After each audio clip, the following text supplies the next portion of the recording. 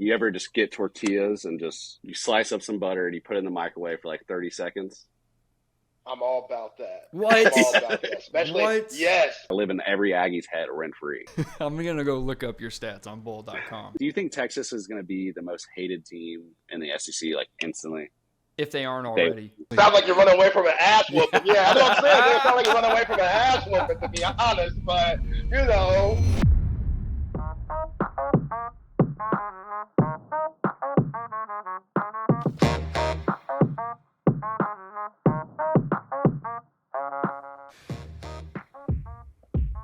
Moment of silence for Ty's ceremonial rip.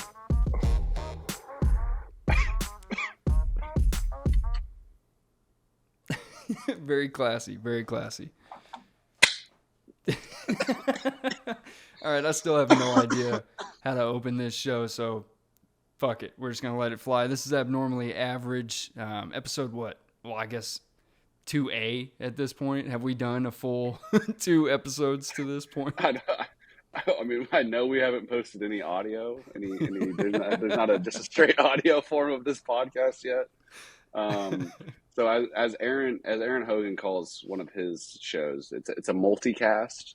Ooh. You know, we got some short clips up on social media, and I know we got half an episode on YouTube last week. Yeah, we got half an episode. I think we have one full one. So I guess this is episode 1.5. Yeah. Well, hey, we're going to be hosting a live radio show here in like a month. So we are, yeah, big, yeah. Surprise, big announcement. Ty and I are going to be taking over the Horns radio frequencies for 2 days from the 12 to 3 spot. Yeah. We had Chad and Zay's show, who Zay Collier will be joining us today. Talk a little NBA draft at the end of the show, so I'm excited about that. I got some good questions for him, but yeah, Chad called me into, you know, he gets there early and he was in the bat studio and he was like, we were talking whatever. He's like, yeah, what's you and Jacob's podcast name? Like, I'm gonna look it up. I need to listen to y'all a little bit. I was like, ooh, maybe. Yeah. So maybe we lost our radio spot. Maybe. I was like, maybe wait on that a little bit. I was like, we don't have much out there. We're on YouTube, but yeah, you know, so we may have lost our radio Chad, spot already. If you're listening, shout out to you. Yeah. Hey, thanks. I don't care how far down. I told him I don't care how far down in the phone book he had to go before he got to us, but I'll take it. Yeah. Now it can't be worse than me and Cameron doing our hypothetical draft of the 2 teams that were in the NBA Finals when we were hosting Craig Way's show the other day, and we were about halfway through the segment. We both looked at each other like, this is bad. Like we both but we're like, we can't stop now, you know? Oh my goodness. We were doing a 2-man hypothetical snake draft between like a total of like 20 people. It was across just those 2 rough. teams. Yeah. Oh. Not my idea. Hey man, not my idea. How do you want to kill 10 minutes? We killed like 25 minutes doing it. It went on like way too, and we both forgot about Bam Adebayo to like the 5th round. So like, yeah. So I picked like Bruce Brown before Bam Adebayo came off the board. Like it was rough, but hey, we'll do better. We'll do better when we get our shot. We will do better, and we'll do better on this show. Speaking of which, we got Definitely a lot of stuff to cover since it's been so long since the last time we recorded. Denver's an NBA champ since then. Vegas won the Stanley Cup. Wyndham Clark took home the U.S. Open trophy. We talked about Zay. He's coming on a little bit later to talk NBA draft. The Texas SEC schedule got released. Antonio Brown was kicked out of the Arena Football League. And where is Hard Knocks going to end up this year? We're going to try and hit all of that in 1 hour today. But let's go ahead and start up at the top real quick. I know it's kind of old news at this point. Denver's NBA champions. Jokic had the time of his life at a parade he didn't want to be at originally, but by the end of it, he said he never wanted to fucking leave. And then Mike Malone cuts a promo about how Bruce Brown ain't going anywhere. And I'll probably slide the video in right here. But today we found out that Bruce Brown is going to decline his player option and hit free agency. What do you think on that? You want him on the Mavs maybe? I mean, he can still find his way back to Denver. I think that was probably more about him trying to take advantage of just winning the NBA Finals and being key contributor on that team. I think his player option was what, like six something $million It was around that. 6.8. Okay, so almost But 7. Yeah, I think he could easily get 11. He's in the 11 to 14 annually range. If Denver can afford that, I could see a shittier team like the Pistons coming in and offer him way too much money. Like one of those that happens a lot. But so that's the interesting part because they didn't establish his early bird rights. Denver can only offer him 7.8, so 1 million over that player max, option max. how does that work? So it says because the Nuggets have Is not that what his established, max? huh? I'm confused. So, what can any team like if a team wanted to offer him $30 million, whatever the max? What's his max deal that he can get offered by I any assume team? by any other team, it's just whatever the market dictates. But this was probably a stipulation in his contract. I've never heard of early bird rights, but that's what they're referencing here. So early bird rights essentially means that you could, if he's, they can use more of their cap space to offer him money and go like farther down in the luxury tax hole. If that makes any Yeah, sense. yeah, So it's like if when Luka's contract's up and we still are like negative like $50 million in the cap space, we could still offer him a max deal. Even like it helps. So the fact that if they had early bird rights, they could offer him more money, even though they're right. up against the cap. Is assuming Yeah. what's happening there. Yeah, it sounds like they did not, and now it sounds like they're probably going to get screwed out of Brucey Brown, who ain't going anywhere. But that's Well, so you think he's gone? yeah. I mean, if those numbers are correct, I mean, you just said he's probably in the 11 million annually range. All in all, I don't think it's a huge, devastating blow to the Denver Nuggets. I still think that team's going to be really good for a long time. But it is pretty funny. Mike Malone hammered on stage saying Brucey Brown ain't going nowhere. See the tattoo he got? No.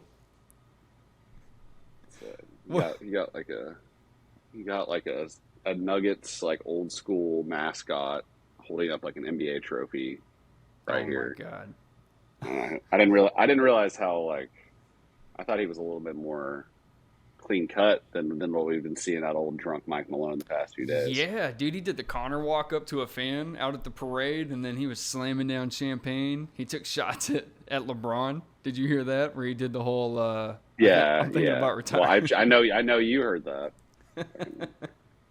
LeBron lover, but not a yeah, LeBron no. All in lover. all, I think the series. I think we both said 4-1 that series would end. I've already moved. I'm so pat. That was probably the worst NBA Finals that I can remember. Yeah, Since after the bubble game three, year, probably. it was very boring to watch. I was checked out. Yeah, I had high hopes for it, but got out of hand quick. But that's perfect transition. We'll move on to another gentleman's sweep. Stanley Cup champions, Vegas Knights. That's been crowned since we were gone. Not a big hockey fan, but I would assume a 9-3 closeout game. I mean, that feels like an ass whooping. My question for you what's up? You follow it a little bit closer. Yeah, sorry. No, you're good. Is it common for expansion teams to win one early? Because I know they do a weird thing when they add a team to the NHL. There's like some weird redraft. I mean, I know it's easier for teams to be good off the bat. I mean, the NFL has done it a few different ways where like the Texans got screwed over way more than say like the Jaguars. I think we talked about this before. But like in the NHL, I mean, it is, I don't think anyone expected them to win this quickly. Okay. I'm going to be honest. I don't know enough about the integration process of a new team in the NHL, but obviously whoever's running that team made some right moves. I mean, 6 years that they've already been to the Stanley Cup once before this, and they lost to the Capitals. First year they were a team. Yeah. So, I mean, I think they built their team on defense and just, I don't know. I feel like that works in almost every sport. Have one good player offensively like they did. I forgot why. Billy Eichel. Yeah, I mean, he's a superstar, and then you have a really good back end, really good defenders on the back end, and I think that's my recipe to win a Stanley Cup. moving forward based off what I saw in these NHL playoffs.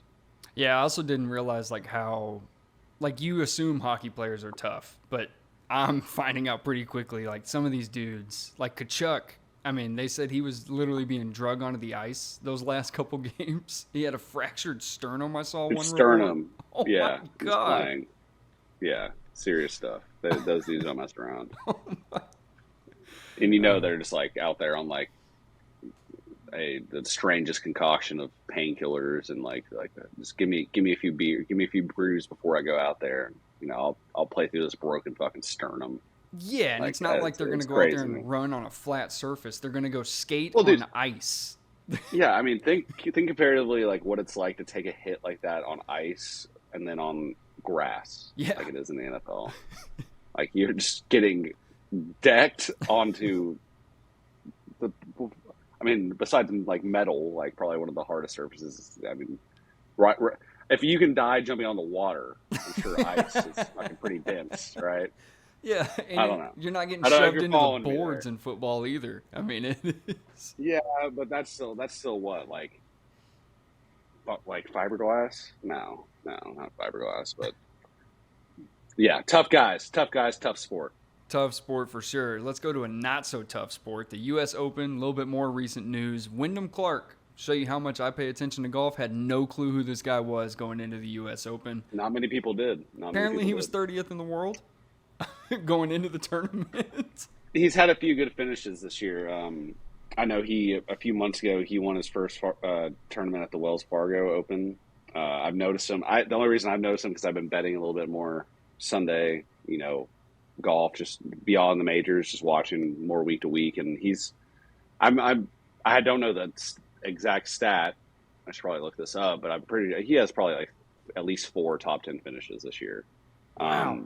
But he had never finished higher than I think 72nd in a major. So to come out there and do what he did at arguably, the toughest major, even though that golf course, that U.S. Open course, I don't know if I really want to see it again. Yeah, that's a whole different discussion. But yeah, I mean, he kind of fits the prototype of the new age golfer, and that he can smash the ball. The accurate. He reminds me kind of Brooks a little bit. It's the same kind of hitting power, but what sets him apart from a Rory who hits a little bit farther, or a Dustin Johnson, all those guys kind of in the same realm of player, is that Wyndham Clark is by far statistically the best punter or putter out of all those guys. Those big hitters. So yeah, you saw that on Sunday where I think he was only one below par, one shot below par on Sunday, but he was just not fucking up. No, he was even that par. Lead. Yeah, or even par. Yeah, so if you can putt on Sundays, you can win a championship like he did. I thought it was pretty cool, especially with everybody rooting for Ricky and Rory, who I hate Rory now after all this me too. stuff. Can't stand him. So. Yeah. But Ricky did what Ricky does. A lot of people are disappointed. I mean, I did bet on. I sprinkled a little bit on Ricky, and I had $50 on Scotty from the start. So I was rooting for him, thinking that he might pull off one of his crazy Sundays, but he just doesn't have it on the greens. His putter has completely left him. I mean, it was. I don't watch a lot of golf, but I know Scotty's badass, and there was a bunch of times during that U.S. Open where I was watching him putt, and I was like, man, he's confused. He looks visibly confused by the putt. Yeah, no, and it's if he was putting even at a slightly below par, average rate right now, he would be having probably one of the best, a Tiger Woods-esque golf season. Sure. His tee to green stats are like no one ever before. He's doing crazy things from the tee. And then once he gets to the green, it all falls apart. Oh, he's got to be leading everybody in top 10 finishes this season. I mean, he's always up there. Him, I mean, dude, Rory too. It seems like every week he's right there. He's even top 5 finishes with Rory. That's kind of why I like it too, because everybody's like, oh, he's coming today. He's gonna win. And it's no. Same deal, same shit we've been seeing since 2014 when he won his last major. It just hasn't happened. But hey, the British Open is at Liverpool. I think that he won it at Liverpool in 2014, and it's the rotations come back around where this year it is at Liverpool, and he plays some of his best golf at those courses over there in his homeland. So look at bet Rory top 5 finish. I'm going to stay as far away from him as I can. But do you not agree? I mean, he's up there. It seems like every tournament, especially in the majors. I think the numbers are sound. I don't trust Rory at all. Dude, anybody that they're putting fucking AirPods in their ear while they're walking down like the ninth fairway on Sunday, like, and they're just like willing to talk through like a broadcast. I'm like, dude, this is a game where you can't be doing that. You need to be focused. I don't want to hear your crackly ass AirPods. Yeah, they started that at the Masters this year. Yeah, I'm cool. What I do like about the broadcast, because a golf broadcast is one of the most, beautifully pieced together operations there is. It's nap time.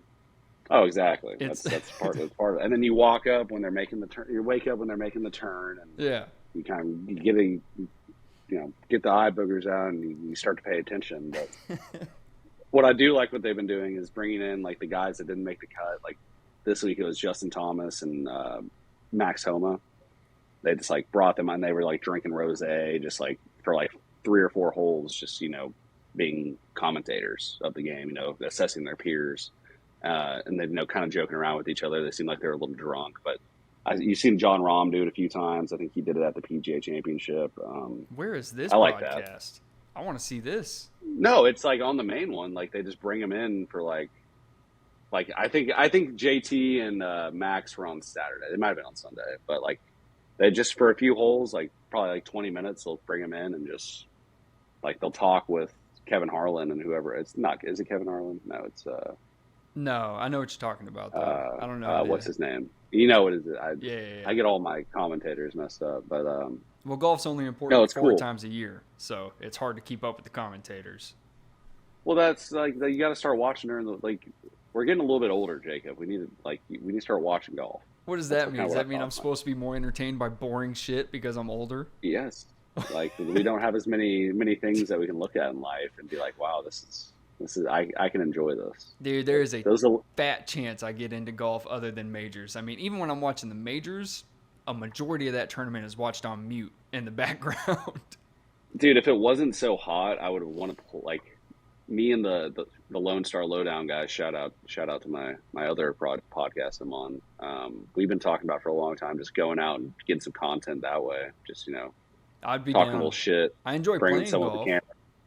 Yeah, and I'm sure it'd be comical how bad I am. It would probably be worse content if I was actually good. No one really cares about that. Yeah, nobody gives a shit when you fucking smoke one down the fairway.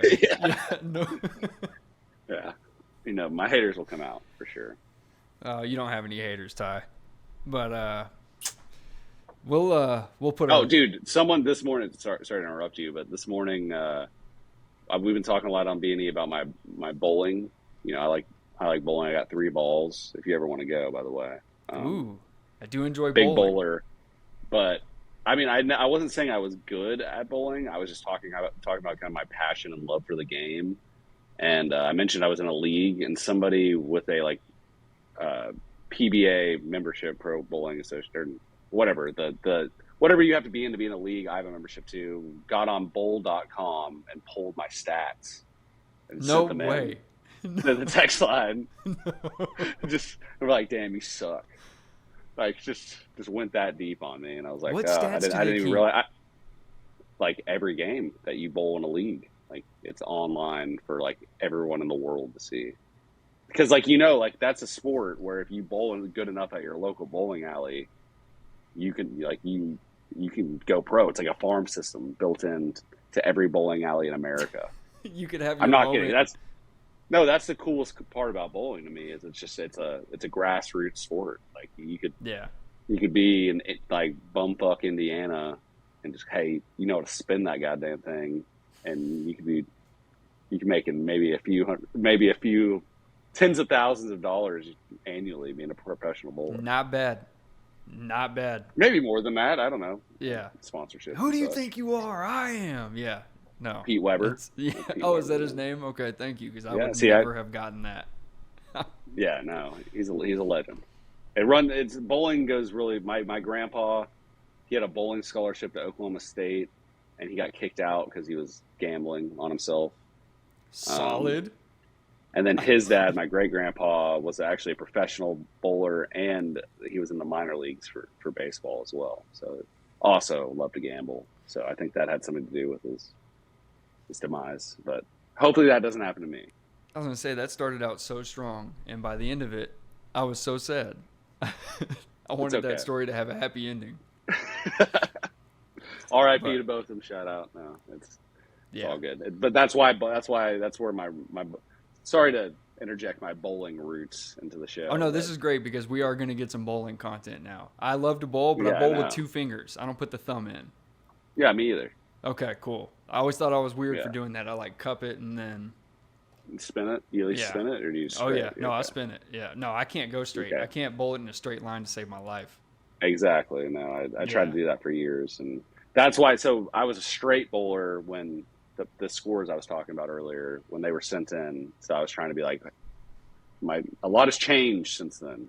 Yeah. Since I've had some official scores posted on bowl.com. Oh, I'm going to go look up your stats on bowl.com. This is, but we'll move on from there. We'll get into something I'm really excited to get your opinions about because the Texas SEC football schedule for 2024, we don't have dates and times, but the opponents for that schedule were released.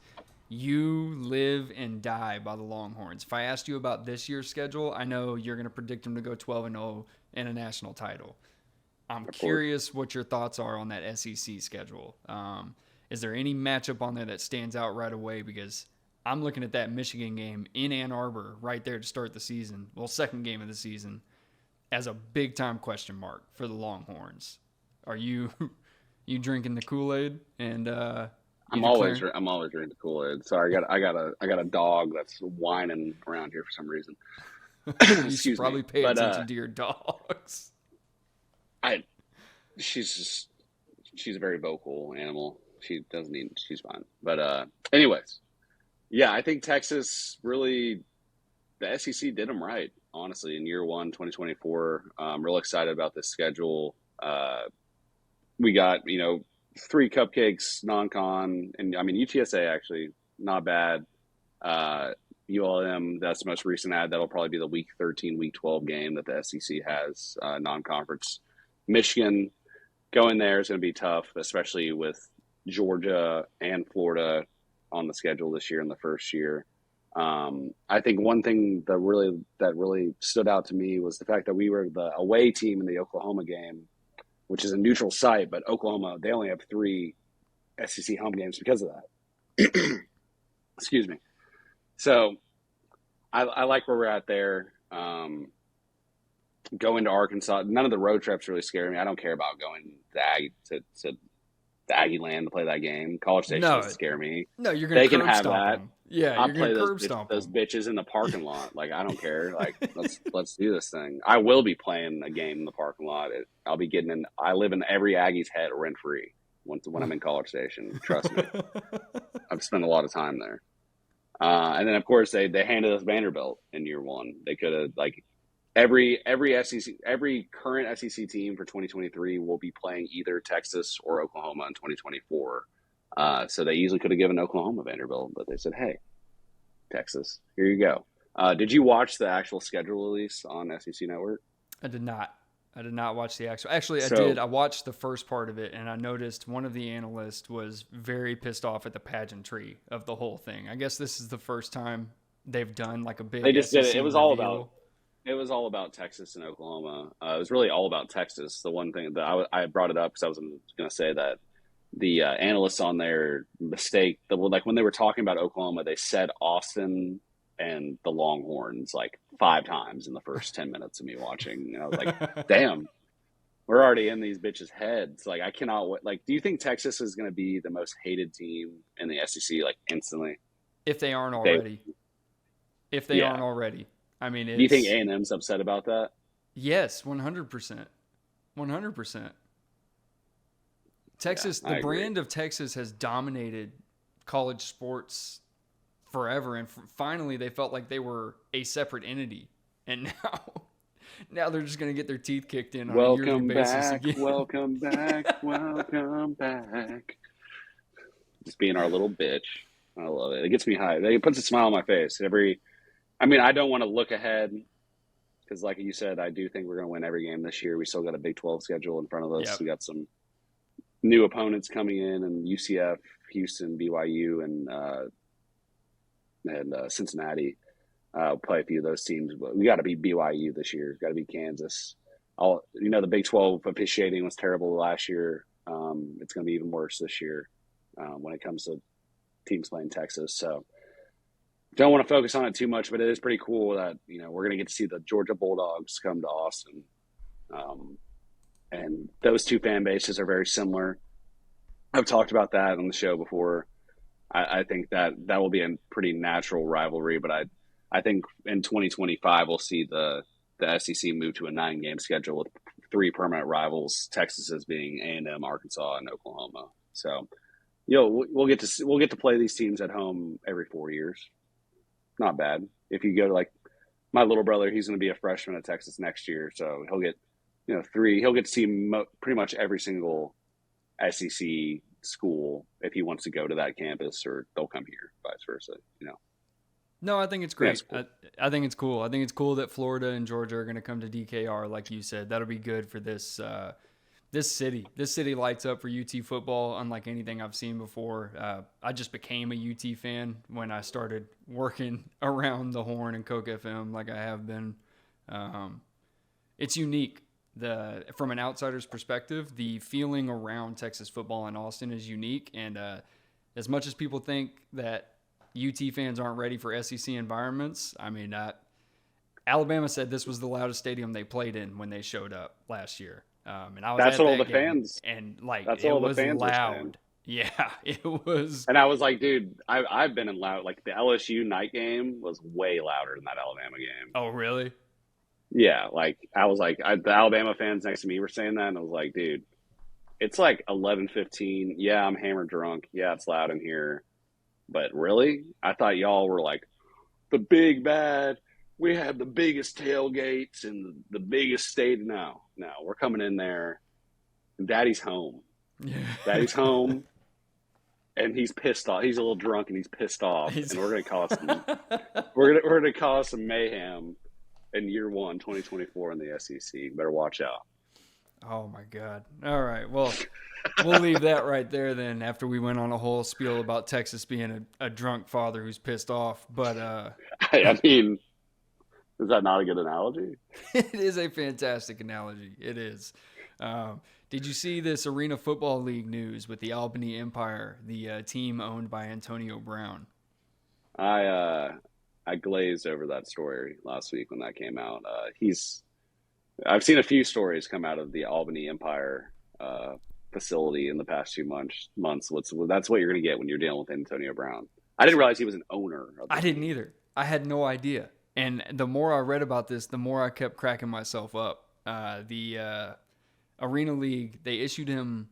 So first off, they were pissed off because he took over the team in April, right? He didn't pay dues for May. So then they issued him a fine. And it comes around in June, I believe, is when they voted to kick him out because he refused to pay it. And then there's reports coming out that he was refusing to pay players. He also vowed to play for the team, but after one practice, in a press conference, he questioned whether or not AB, in the third person, would pay himself as a receiver. Well, that's good. I'm glad to see his head's on straight. This dude's an absolute nut job. If AB was to play in the Arena League, is that something you would watch? Not a chance. Not even to pass the time? And we got nothing right now. I know. Even the XFL, I watched 2 weeks of that, and I was like, maybe football isn't meant to be year round. I think I would watch more of those smaller leagues if they were on during the year, concurrently with the NFL, when there was more of a partnership. Anything that's just do you watch the G League? No. But And this league is compared. Do you know what like overtime elite is? yes. That's like the league below the G Oh League that's not even no. affiliated. Oh no. That's like what this feels like to me. They're comparing You know, AB to high schoolers, a high schoolers league, because that's what it is, right? It's for high schoolers to go get paid and play. I think it's like mainly high schoolers. Yeah, Yeah. yeah. That's what we're like the Thompson twins. Oh They may god. like that's what they played in. So if you look at their stats, like Brandon Miller has similar stats to Amen Thompson or Scoot Henderson, but Amen Thompson was playing against like the Round Rock varsity JV squad. So take that for what it is. But I say that because this Arena Football League, I'm like, how do I watch their games? Like, do I have to stream it on like Twitch? Like, It's a good question. I probably never got some. that far into it. I don't Yeah. even know So if they. I don't clearly, even know if they air clearly, them. yeah, clearly it doesn't even interest you. What are you So talking about, I dude? haven't. This is my new favorite team, the Albany Empire. We are on the up and up ever since AB got kicked out. Well, hey, when the Austin Wranglers were in town here playing some arena football, I went to a few of those games. I used to play the arena football game on PlayStation 2. You ever play that one? There's a game. That was a good game. Yeah, it's like Arena Football '08 or something. Wow. It's No, sick. the only PlayStation 2 football game I played was NFL Street. That's a good one. I have a It was. PS2. I need a. But I mean, we did figure out that we played our first game at 2K earlier this week. We Like, did. what We did. we were winning. I We mean, were. I had even my 60 overall out there. Everybody wanted to dress like me. A 61. bunch of people had the same outfit on. But yeah, 61. I refuse to spend extra money on that game. 2K is and always has been about microtransactions, and I refuse to play their Well, game. next time you get on, I'm Venmo you $10 and making you buy some DC. I'm going to take that $10 and order a favor in spite. That's like the same thing. Like all favor is like whatever. I do both anyway, so I can't talk any shit. I just don't understand. To me, it doesn't make sense to pay for something when the payoff is something that you could get naturally just by playing the Because game. instant gratification is an awesome thing in this world, and I'm addicted to it. That's true. That's true. But I washed a paper plate the other day, so I'm not really set up to. Like that's the thing on there, like badges you have to earn no matter what, and at the end of the day, badges are more important than your overall. Yeah. But you get badges faster, obviously, if your overall's higher. You can do more things. You can. Yeah. Yeah, dude. There was a couple times where it's like clear lane at the basket, and my player's 6'10", and he just smokes a layup off the top of the backboard. You had a dunk though. I did have one dunk, and it was off an offensive board. I was in there. Well, okay. Here's the thing. I'll pay you $10, and you just got to put all of it towards 3-point, just so like those open 3-pointers, you could hit those, and then you can earn everything else naturally. Okay, deal. Yeah, because I was pulling those 3-pointers and not. And you even were close. No, your timing was like for never taking a jump shot in the rec with that player. Like that was pretty good. Like you saw my ass missing wide open shit, and I play every single day. So, well, that's good to know. I think we just determined that I'm clearly better than Ty at 2K. Is I think what we just got out of that. You might just be. I'm pretty bad. So. All right, we'll keep it moving. It's almost time for training camp. How far out are we? Like 5-6 weeks for the NFL? It's getting close. Injuries will start piling in soon. Oh, yeah. The other part of that, too, is Hard Knocks. Now, do you watch Hard Knocks on a year-to-year basis? I absolutely love Hard Knocks. Haven't watched the in-season one yet. Do you do the in-season as well? Don't do in-season. It sucks. I didn't watch 1 minute of it. Oh, okay. Didn't pique my interest. Yeah, I just once football's up and rolling, like it's hard for me to find time to watch TV shows in general, much less, going and seeking out Hard Knocks during the season. There's football. There's too much football to watch. Yeah, well, they're having a hard time finding a team to follow this year, so they might have to force one. Now, are you familiar with the rules of eligibility for the NFL to force Hard Knocks on you? No. So the first one is you can't have a first-year head coach. You can't have a playoff appearance in the past 2 seasons, and you can't have appeared on Hard Knocks in the last 10 years. So when you apply all those filters to all 32 teams, you get left with the Bears, the Saints, the Commanders, and the Jets. Pretty I, easy. is that I feel like the Cowboys are definitely on it. Cowboys were on Hard Knocks within the last 10 years, so that's why. No, but like twice within. Yes, this is just for the NFL to force it on you. This is only teams that the NFL can force it on. Does that make sense? Hey, you have to do this no matter what. Right, exactly. Okay, gotcha. Yeah, so Gotcha. pretty easy decision there for the NFL, I would think. Right? You're going to go follow Jets? the Jets. Yeah, you're going to go to Jets training camp. You're going to see what Aaron looks like with his new receivers. You're going to follow him to all his darkness retreats. You're going to, sauce. Yeah, but it's going to end up being like the Saints, and we're going to have to see fucking Derek Carr like praise Jesus for an entire offseason again. No way. There's no way because they can force this decision at this point. They're definitely. I heard the Saints. I heard it's going to be the Saints. Oh. That's my inside information. What would you want to follow? But you get a lot of Jameis. I don't know. It's New Orleans.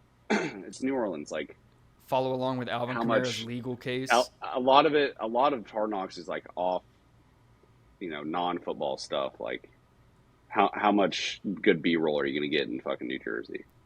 Dude, go stick a camera full time on that hippie that just took over at quarterback for him. Are you kidding me? I realize that angle's cool, but like, how much is Aaron Rodgers really gonna like? At the end of the day, he's still gonna control the narrative on that, and he doesn't like to talk unless it's on his accord. At least that's the feeling I get from him. I don't know. I get what you're saying.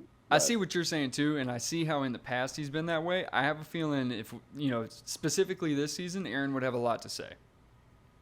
Okay. Because I think if it wasn't the Jets, which team would you want it to be? If it wasn't the Jets from that list, I like the Bears. I'd like to see the Bears. I think the Bears are a wild card team this year, and I'd like to see kind of behind the scenes of you think the Bears are going to make the playoffs as a wild card team? Yeah. No the way, NFC is dude. not that strong as far as playoff contenders go. Yeah, but I don't know. I'd just like to see Justin Fields behind the scenes. I'd like to find out what makes him tick. You'd find out that he's a certified dumbass. Right? See? And that's the kind of thing I would like to know. I think we can all like kind of understand that. Just if you've ever heard him speak in a press conference, you're like, there's a reason why you run every single time, is because you clearly cannot read a defense to save your life. Oh, and that's another angle for you UT fans. If it was the Bears, you get to watch Rojo try to earn that job. Yeah, that's cool. Or at least a part of the rotation. You know what I mean? I mean, so the teams we have listed, the only one we haven't mentioned yet is the Commanders, and that's the only one where I'd be like, why? Like, why? We're going to watch a stadium fall apart and them selling the team to, whatever that guy's name is. Yeah. I mean, Ron Rivera, we've seen him on Hard Knocks, I'm pretty sure, too. And then their starting quarterback right now, Sam Howell. So, yeah. I don't know if he's much of a movie or a TV star.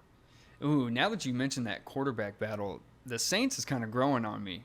Kind of watching Derek Carr and Jameis Winston. It's not going to be a battle, though. No, but they can turn it into one for the production. They're polar opposites. Like, people-wise, I think that'd be funny to watch. Jabu is just like a, funny guy. What if we get a completely different crab Derek leg Carr? stealing motherfucker? Eating W's. Derek Carr is a Jesus-loving douche. Ooh. You just know it. Not that I don't love Jesus personally, but like you know that kind of guy that's like, he's got like a cross tattooed like right here on his he's like, I don't know, something's off with him. He's got some fire in there though. Remember at the Pro Bowl, yeah, but they're like, "Have you ever been that hot?" And he goes, "Not that hot." Dude, he's I don't know. You're never convinced me that Derek Carr is the guy for the job. He's a good point. He'll probably be in the league for like 10 more years, because that's like exactly what you want in a backup quarterback. Oh, he's going to follow Andy Dalton's trajectory, like to a T. Yeah, I can see that. Yeah, exactly. That's a good comp. It's all a moot point though, because in my head, I mean, unless the Saints has already decided somewhere in a back room, one of your Illuminati meetings that you've attended, so somehow you already know this, but I would think the Jets is a no-brainer for the NFL. Just go stick some cameras in there and see what you get. It's going to generate the most buzz out of those names if you have to force it on someone. I agree. All right, so we'll put a pin in that conversation we were just having. Now we need to move on to something I've been looking forward to most of the week since we got it on the books. The NBA draft is tomorrow night, so who better to bring in than I would call him the authority on the NBA over at the Horn. He is the Stop. Oh, come on. He's the co-host and producer Stop, for Chad and stop, Zay from man. 12 to 3. Zay Collier. How's it going, man? Yo, man, I'm good, fellas. Appreciate you, Ty and Jacob. Yo, Jacob, I appreciate you throwing out the producer part. Yeah. People just think, his name, I'm a host too. No, I take producing the show very seriously. That will never leave like a part of me. And yeah, so I appreciate you throwing that out there too. Not just the co-host, man. I produce the show too. Hey, that's I would tough. say that's That's 75% of the job. I mean, yeah. Yo, There's a lot, it takes a different person. Not gonna lie, it takes a different person to do it. We can't all do it. I'm just saying, we can't all do it. But appreciate y'all having me on. Yeah. So I want to get into this. I think Ty had a question for you earlier. Actually. Oh, yeah. He was kind of beaming. Okay, well, first, I know you've seen me play a little 2K in the office, right? Are you still? Yeah. You didn't have another controller. I'm still salty about that. But Conveniently. sounds like you're running away from an ass whooping. Yeah, I know what I'm saying. It sounds like you're running away from an ass whooping, to be honest. But if you're asking me if I'm still on the sticks, I'm still on the sticks. I'm still on time. Well, we might have to squad up because me and Jacob and one of my friends, Jacob started playing with us last night, and he's a big guy. 61 overall. We were struggling a little bit. We won some games, but we had I was sitting there, sorry, my dogs are running around, and I had a hankering for a buttered tortilla. Like you ever just get tortillas and I did it when I was little, but I thought of it. I was like, if anybody has ever done this, it might be Zay. It's a tortilla. You slice up some butter and you put it in the microwave for like 30 seconds. I'm all about that. What? I'm all about that. Especially, What? yes, especially when moms didn't have like the dinner quite ready, but the tortillas were ready, and you're like, okay, I need a little snack, a little appetizer. Just put a little butter on that thing. 15 seconds. And then if HEB tortilla for me specifically. Those tortillas are on point. Yeah, butter on. It can even double as a dessert. Like you can put a little brown sugar in there after the late night snack. If you've never done that, a little cinnamon even. But that sounds bomb. I'm not gonna lie, you're doing a lot. But that sounds bomb, Kyle. That does sound bomb. A little sopapilla, bootleg sopapilla. Yeah, exactly. It's the butter tortillas is the cousin of just the microwave nachos with just some tortilla chips with some shredded cheese on top. It's in that same. I'm with it. It's in that same category. Okay, good. I feel at least I'm not alone because that was something that I as a child at least I was a little pudgy, and I think that's maybe the one reason why I need a stick of butter and 12 tortillas like twice a day. But yeah, thank you. All right, well, now that that's solved, let's move on to some guys that definitely don't eat buttered tortillas. In this NBA draft tomorrow night, we all know who the number 1 pick is. But if he was removed from this draft, Zay, I want to know who your next 2 prospects are and kind of why, what you've been seeing from him that would put him up there. Not necessarily fit the teams at the top, but just best overall prospects available outside of Wemby. Yeah, I think it's Scoot Henderson and Brandon Miller than everybody else. Both of those guys' upside is through the roof. And, the Hornets and the Trailblazers, they got some serious decisions to make. I know both guys, both teams have been flirting with, making moves and seeing what New Orleans is talking about and different teams and here and there. But I think their ceiling, Brandon Miller, I think he could be maybe a Paul George type. I know you heard that crazy stuff he said today about Paul George being the GOAT. Like, I get it, bro. You look up to him, but you're talking crazy. You're talking a little crazy. I don't buy it, but, if he could live up to what he's supposed to be as the number 2, number 3 pick, then Paul George is his ceiling. Scoot Henderson is is coming from the same cloth as Derrick Rose, Russell Westbrook, De'Aaron Fox, those really athletic guards that could change a game with their scoring and their defense when they put their mind to it. So after those two, that's when it gets interesting. What the Rockets do at 4. Are they going to draft one of those Thompson twins? Cam Whitmore, I like him a lot. But yeah, if you have to ask me two guys after Wembanyama, it would have to be Scoot Henderson and Brandon Miller. Yeah. Ty, you Okay. got anything? Yeah, no. So do you think Charlotte they've all but confirmed that they're probably going to go with Brandon Miller at 2? You think that's in my eyes that might be a mistake? I'm more of a I'd rather get one of the hyper athletic guys than Scoot Henderson or Amon Thompson personally. Yeah, I think for what they have now, it makes the most sense. I mean, you already have a lead guard and LaMelo Ball, he's always injured. So that's the scary thing about him. You're bringing back Miles Bridges because his crazy ass, I guess, deserves to be back with all the stuff that he's put that franchise through. But he's a good player when he's on the court. So, yeah, I think that's the safe decision. I think they should. Those Thompson twins. If you could go get Zion with that second pick, I keep on thinking about LaMelo Ball and Zion on the same team together. At the very least, that would sell tickets and get you, nationally televised games. They might play 10 games together a year, but I think that's the scary thing. That's the scary thing with Zion because you got his off the court issues. He already can't be on the court because he's hurt. Now we know he's horny, so that's a big problem and stuff. That's too much. That's too much. You know what I'm saying? Too much. But I'm with you. If you're talking about just hoops, that's the perfect mesh. LaMelo Ball, Zion, but can both of those guys stay on the court together with Brandon Miller and not knowing what he would be? I'm with you, Ty. I'd risk that. I'd try to make that move if I was MJ and the rest of that crew. I don't know. I don't know if you want to teach LaMelo Ball. I think Zion's we need to get that man out of New Orleans ASAP. I think. You think New Orleans is the problem? Hold on. You don't think he was doing this at Duke? I mean, I saw his DMs at Duke, and it seemed like he didn't have any game at that point. Dude, he was so bad at Duke, he sent Coach K into retirement. I mean, Duke, the girls are smart. They ain't buying that weak ass game he has, and Zion. You knew Zion was gonna get taken advantage of, and it's just that one Mariah Mills. She took advantage of that boy. It's poor. It's pretty sad. I'm not gonna lie. It's pretty sad, but hey, you a grown man. You got all the money in the world. You should have had that discussion with an old head that could have took you under his wing. He ain't have that, and now he has to deal with the consequences. That's just what it is. Yeah, man. I think I heard you say it the other day on the radio. Like they know what they're doing. Like if you catch the wrong one, they know what they're doing. She was already on. She's 32. He's 22. Yeah, she's already an OnlyFans chick. I mean, you got to know. She's about to she's gonna do anything she can do to get that bag. And it seems like it's worked up to this point. I mean, shit. God, man, I'd take it. But okay, so let's.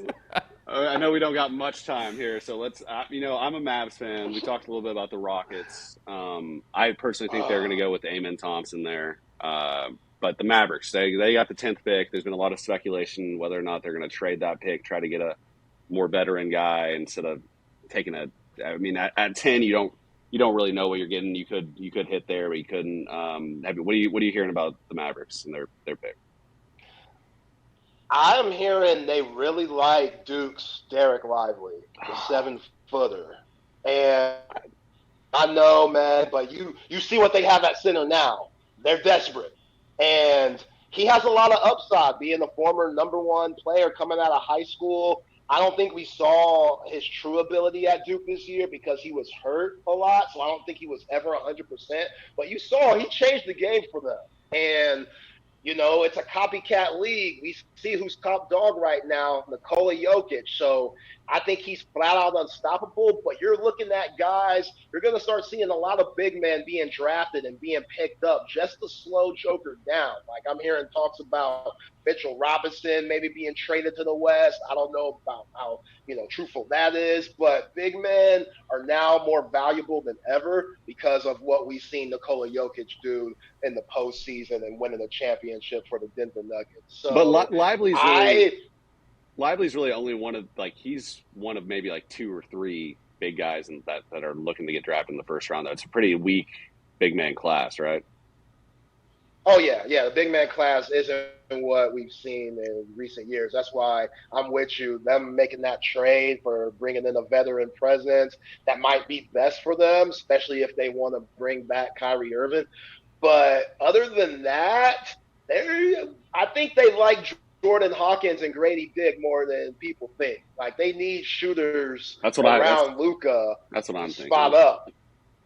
And if I had to choose between Grady Dick and Jordan Hawkins, I like Jordan Hawkins a little bit more. He reminds me of Devin Booker. I don't know if he has that dog in him, but the way that he shoots, that's what Devin Booker was when he was coming out of Kentucky, just a shooter. And then he evolved into a hell of a scorer with a pure jump shot. If Jordan Hawkins could have that type of work ethic, then sky's the limit for him. Grady Dick, I don't know, man. The jumper's pure, but it's a little slow. He's definitely going to have to quicken that release up. And his defense, a little slow-footed, but you can't knock his height, him being 6'8", him being 19, like he's so young. He's definitely going to get better. Either one of those guys, I think, would be a solid pick for the Mavs. Cool. Yeah. We won't keep you too much longer. I'll go ahead and no, y'all good. All right, cool, because I got another one I want to fire at you. What's a name of a guy that is going to go a lot higher, maybe not even a lot higher, maybe just higher than people think? A name that's going to kind of sneak into a higher position than they're currently being projected. Victor Wembanyama's teammate, Coulibaly. I think I'm pronouncing it right. Coulibaly, I don't know. The dude's about 6'8" with a 7'2". Coulibaly, yeah. I think he's going to go higher than people think. It's weird because people still look at those European guys and they're afraid to take them. And, it definitely went back to guys like Darko Milicic, who was picked second in that 2003 draft, and Carmelo went right after him. Bargnani that's just still went stupid. number one. Yeah, Andre Bargnani went number one. So there's still that. Like, it's a big reason why Luka didn't go number one. And Suns are still kicking themselves in the butt for not drafting him number one and taking Ayton. Like, Marvin Bagley went too. One. Yeah, it's nuts. It's nuts how we look at these European guys like they're pros earlier than we are in the U.S. just because of school and, how they're raised over there. And, man, oh boy, our friend Coulibaly, the dude's long, 7'2" wingspan. He's really athletic. And that game over there, it's a different game than the NBA. That's why Wembanyama is going to really thrive. And we haven't seen the best of him. I know people look at some of his stats and some of his highlights in France. Remember, there's no defensive 3 seconds over there in France. You could stay and just chill in the lane. It's a more physical game. Like the NBA game is so much different. So guys like Coulibaly, Wembanyama, etc., when they come over here, that's why you hear Luka and Joker saying, man, scoring's so much easier. The game's so much easier. Because it is. Like it really is. Even though the talent's harder, it's easier for guys like that. So, yeah, I expect Coulibaly to go lottery. And somebody might get a steal. It might take him a little while to develop, but I think he could be a really good player in the league for probably a decade plus. Yeah, it's weird. Those people that play overseas, it kind of gets discounted almost because it's like they view it as like a knockoff NBA. But then, like you said, those foreigners come over here and they're like, man, I'm scoring at will over here. Like it doesn't matter. They just they take advantage of yesterday we were talking with Keenan, like I said on my other pod, and we were talking about this is the stop and go that Luka has, that ability to work within what he's given. He might not be the best athlete, but he takes advantage of a lot of it's like James Harden, just taking advantage of the rules. But with James Harden, we've seen the game does change in the playoffs. I think it does become lot more like like what we see in like you're talking about in Europe. He Where struggles in the playoffs. Yeah, more physical. Less stuff's called, and I would like to see the NBA moving forward try to get, because nobody watches unless you're one of us during the season. The casual NBA fan just watches the playoffs, and a lot of times just Western Conference Finals and the NBA Finals. So I think if the game was, and I mean most of that is just getting the guys to care during the regular season, which probably never going to happen. But I would like to see a more consistent game throughout the year. So when it gets to the playoffs, it's not just like, oh, now it's the second season started and like it's a completely different game. Yeah, you're absolutely right. And guys get exposed because of that, because the officiating's different in the regular season than in the playoffs. The intensity's at a higher level. And great example, James Harden, guys like that who draw all those weird flopping fouls and stuff. They're looking for the contact. Scoring's higher. Exactly. You're not going to get that call in the postseason. And those guys struggle. And that's a big reason why James Harden, as good as he is, Hall of Fame career, probably the best left-handed player to ever touch the rock, is ringless. Whew. Yeah. Yeah, he can't handle it when people start to put their hands on him. Well, all right, we have taken up enough of your time here today. We can't thank you enough, Zay. You add credibility to this show that we could never bring to it ourselves. We hope to have you on again in the near future. We appreciate you. Thank you. Thanks, Zay. Yo, fellas, I appreciate y'all, man. Thanks for thinking of me. Definitely when Chad Hastings is out on vacation, going to have y'all both on the show as co-host and stuff. Look forward to that. And it's love, man. Y'all be cool. Yes, sir. Take care. Appreciate it. All right. That was a great conversation with Zay Collier. Our first guest. Yeah, our first guest. It worked out. The remote setup is already working. It's sort of a lot easier. And once I get my equipment and get off these AirPods, I'm sure it'll sound a lot better too. Yeah, and we had to call Zay a couple times. We're getting there. Yeah, it's a good time. Yeah, but everybody won't see that though because I'm going to edit it out because I'm great at what I do. But thanks for sticking around with us for a full hour. If you did, subscribe to our YouTube channel. That would really help. Abnormally Average Podcast. We're really trying to grow that thing. You can find us on any social media, TikTok, Twitter, Instagram, Abnormally Average Podcast, everywhere. Ty, are we going to have audio podcasts coming out soon? Yeah. Just send me the audio file, and I have enough money on my debit card to get us an account. So Sweet. We will have audio podcasts coming out. Keep an eye out on our socials that I just listed and on YouTube for some content throughout the week. There's so much that happens, and we can't hit it all in a 1-hour session. So we'll do little one-off stories, maybe some betting picks on Instagram or Twitter. Gaming. That was what I was going to hit. We're looking into getting some streaming content to you guys pretty quick. We're not very good at video I think games. that would make it a lot. That would make it a lot easier to we can't have those one-off conversations, but gives something more visually stimulating than just looking at our ugly faces. Yeah, we're not winning an MTV Movie Award with this crew. That's just not going to happen. No. Maybe But, Zay. Maybe Zay. But... Maybe Zay. Zay might get us there. Oh, shit. All right. You hear me? Yeah, it was just... Okay. We are having more issues with this than we would like. Where were we even? We were talking about the video games and... Yeah, so after those technical difficulties, hopefully we'll have some streaming content to you soon. We're not very good at video games, but at least it'll be entertaining to watch us get our ass kicked and probably cussed out by some 13-year-olds, if I had to guess. You got anything for our 38 listeners before we go, Ty? Thanks for listening. Like we said at the beginning of the show, we will be hosting a live radio show here at the end of next month.